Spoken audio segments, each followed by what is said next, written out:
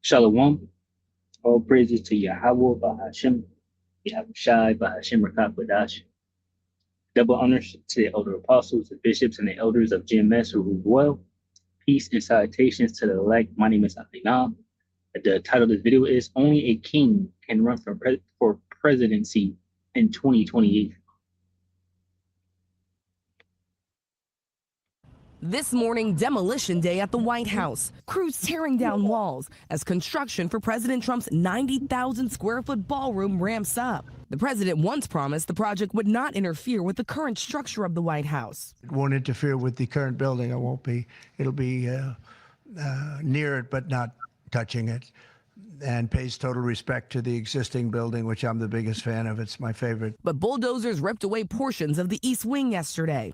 The president hosting an event inside the White House, acknowledging the nearby demolition. Right on the other side, you have a lot of construction going on, which you might hear periodically. Constructed in 1902, the East Wing houses the office of the First Lady, as well as the visitor's entrance where the public can begin tours of the executive mansion. Expected to cost $250 million, the ballroom will be larger than the White House residence itself and able to hold nearly 1,000 people. President Trump insisting it's entirely funded through private donations. The president claiming, without providing any evidence, that he's paying for some of it himself. But Democrats are slamming the ballroom's construction amid a 3-week government shutdown and calling for President Trump to stop. He should stop the wreckage of the White House, creating this Marie Antoinette ballroom for the billionaires and the CEOs and for all of his friends.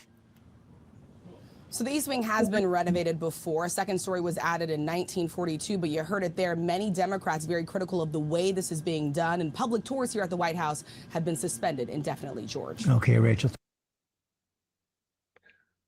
Right, and the reason why I played this video is because Trump is running for, or going to try to run for the 2028 presidency. And I seen them breaking down the White House to make a ballroom. And, among the first of my thoughts was, this man is planning to stay there for a long time. And I'll grab, Psalms 49:11. It says, Psalms 49:11, their inward thought is that their houses shall continue forever, and their dwelling places to all generations. They call their lands after their own names. And basically, through the spirit and power of Yahweh, Bahashem Yahushai, we, the prophets, those elect, we came to the conclusion, right, that Trump is the God. Trump is the cruel Lord. He is the king that's going to usher in the MOTB and, Jacob's trouble and the end of the world, basically through World War III. And I would say they feel the same way, because that's the only reason why Trump will run for a third term, right? Because, the wicked, they have their plans and they, and whatnot, what they want to accomplish. And Trump is the only one that can do what Trump is doing right now,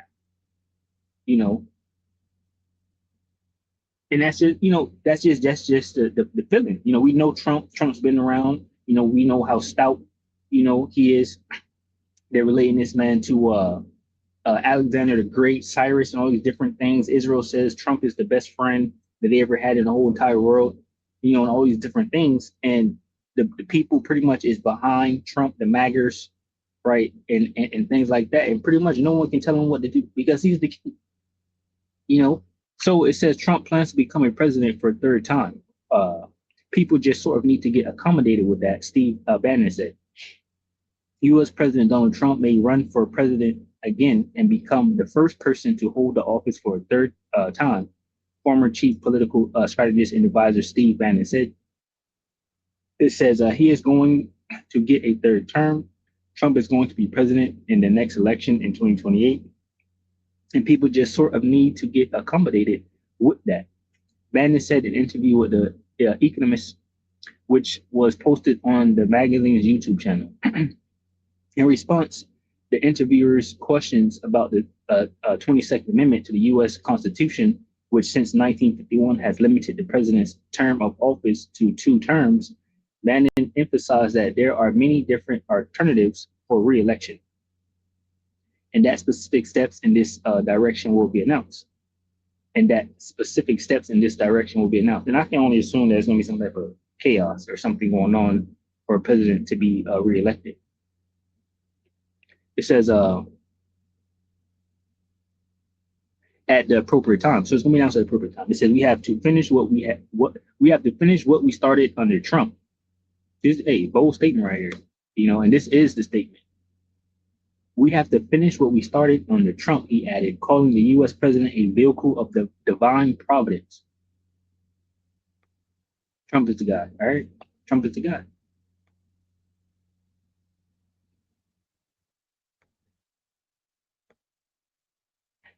The protective care of God or of nature as spiritual power. Okay, so Trump believes he was sent by God, to accomplish something. I've heard that statement before, and that something will be the end of the world, right? The scriptures say that the king's heart is in the hand of the Lord Yahweh Bashmiah. He turneth it whithersoever he will. And I'm actually working on a second video. This devil has done nothing but destroyed everything. Right? He has destroyed everything. Nothing he has done has worked for the people, basically. And the scriptures say in Job 20 that when they're about to fill their belly, every hand of the wicked shall come upon them. And pretty much that's exactly what's happening. We're seeing uproar of the people, right? And many other things happening that I'll probably get into in my next video. It says in May 2025, Trump told NBC News that he did not intend to run for president again. He noted that he had been president for a total of 8 years earlier. Trump had left open the possibility of running for a third term, and there were media reports that he had instructed the Justice Department to examine the legality of his potential participation in the 28 presidential election. So I'll read this one over here.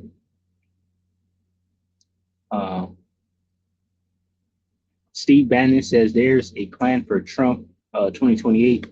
I don't know if you want to see the guy. All right. Guy right here. Wikipedia. Says American media executive, political strategist, pundit, and former investment banker.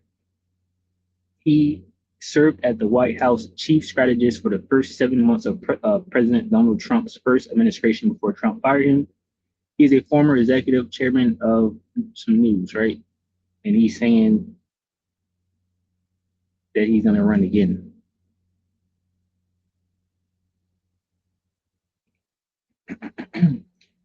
Says Steve Bannon says there's a plan for Trump 2028. So it's in the works.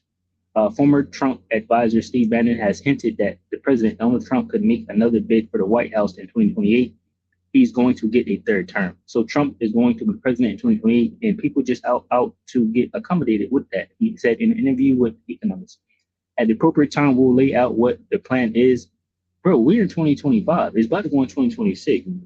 People, so they said this pretty early, but through the spirit and the power of Yahweh Bashmal Shah, we pretty much pretty much this is the saying that's been going around. Trump is God.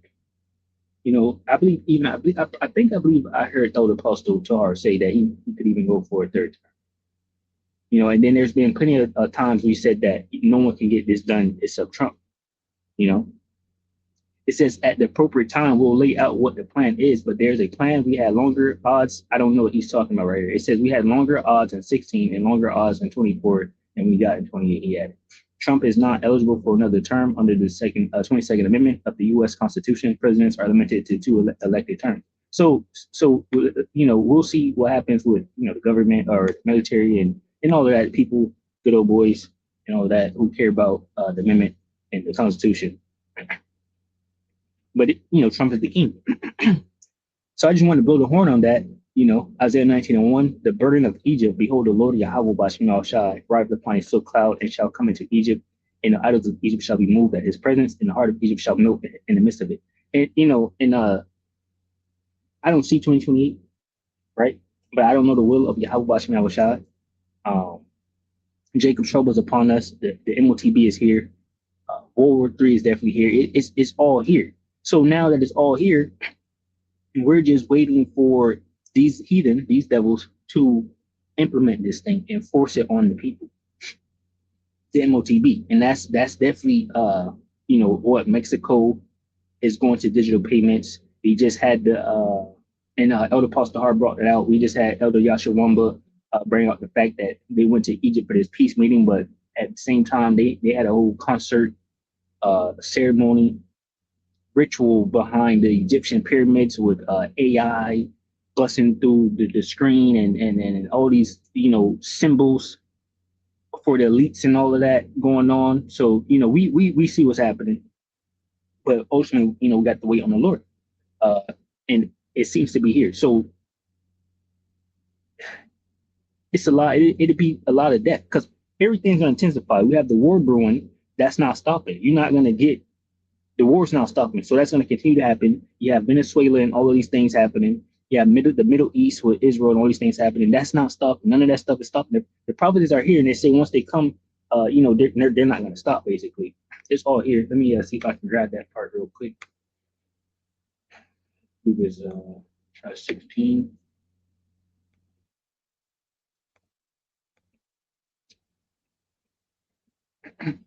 Right. So it says here, I'll jump down once I read this. Second Ezra 16:1 says, woe be unto thee, Babylon and Asia, woe be unto thee, Egypt and Syria, right? So the whole world, and we can see that the whole world is burning. It says, gird up yourselves with cloths of sack and hair, bewail your children, and be sorry for your destruction is at hand. A sword is sent upon you, who may turn it back? A fire is sent among you, who may quench it? Plagues are sent unto you, and what is he that may drive them away? Right? So the plagues are here, no one can drive them away, right? There is no, when they shall say peace and safety, then sudden destruction cometh upon them. It says, behold, the plagues are sent and shall not return again until they come upon the earth, right?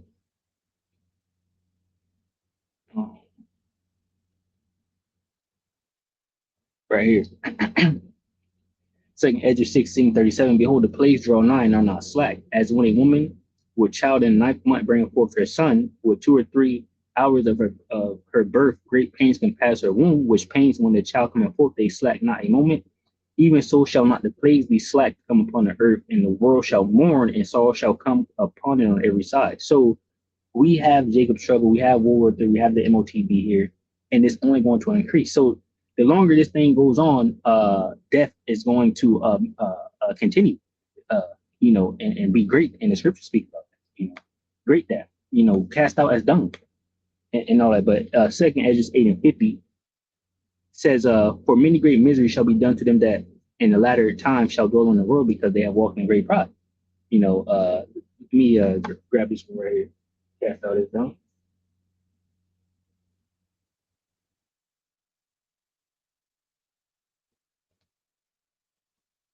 So it's 23. Let me grab it real quick.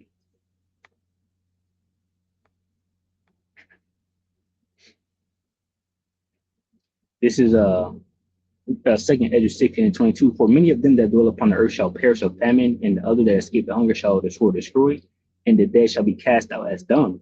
Yeah, usually you bury a dead body, but in these last days, the dead is going to be right there on the side of the road, and there shall be no man to comfort them, for the earth shall be wasted, and the cities shall be cast down. So this is very good news with Trump trying to run for 2028, because we clearly see that he's the guy. He's doing everything necessary to bring the end. All right. So once again, we're just waiting on the Lord to get this thing cracking. But in the meantime, it's just going to be horrible. It's going to get worse. Death is going to continue, right? The longer Trump is in office, kicking the can down the road, death is going to just amount. But ultimately, the Lord's elect and the prophets are going to be okay. And I spoke about this before. Once this thing kick off, the scriptures talk about that the servants are making, being merry and having abundance. Of course, you got Isaiah 4:1, and the standard being lifted up. So the Lord's elect will be okay, during this time in this process. I want to grab no flesh shall be saved too.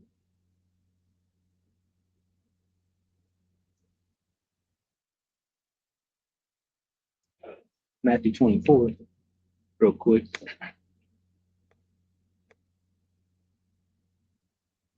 It says, right